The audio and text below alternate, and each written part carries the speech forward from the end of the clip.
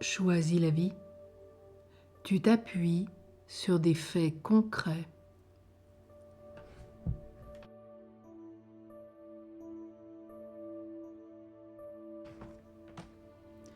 Au lieu de rechercher des coupables, de te demander qui a commencé, efforce-toi petit à petit de t'en tenir aux faits. Les faits doivent être objectifs, de bien poser le problème et de réfléchir à la manière de le résoudre. Tes relations avec les autres vont alors changer. Il y aura beaucoup moins de tension. Lorsqu'on s'installe dans une logique problème, solution, du comment faire pour, plutôt que de revenir sur le passé, de ressasser, et surtout sur un passé accusatif. Ne faisons pas ce matin comme s'il n'y avait pas de conflit. Le conflit est là, pas de déni. Simplement, objectivement. Invitons à une discussion, peut-être dans un endroit plus calme. Montrez que nous souhaitons un accord. C'est pour chacun des membres une remise en question. Gardez peut-être une trace des points à retenir pour se prémunir de futurs problèmes. Si vraiment c'est très grave, on peut demander l'intermédiaire d'un médiateur. Mais le but ce matin est vraiment de sortir dans une gestion de conflit avec un succès.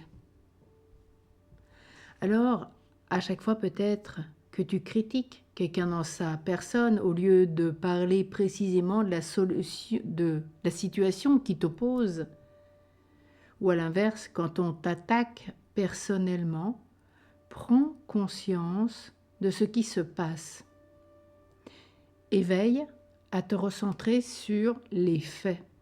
Rien que les faits, aucune subjectivité. Par exemple, ce matin, on t'a traité d'imbécile. La partie adulte de ta personnalité, plutôt que de se mettre en colère, demande à l'autre ce qui justifie ce mot, cette réflexion, cette parole, ce qu'il veut vraiment dire. Vous pourrez alors ensemble évoquer le différent, échanger plus paisiblement. Que si tu te sens agressé, forcément la réaction va être épidermique. Et nous sommes là pour trouver ensemble ce qu'il convient maintenant de faire. Devenons de plus en plus précis, concrets, centrés sur les faits.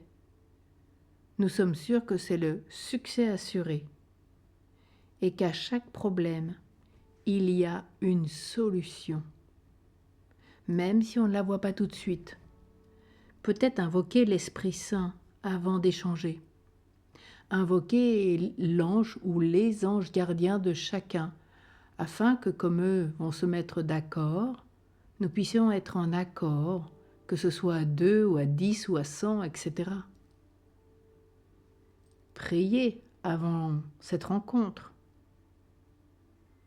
Restez calme.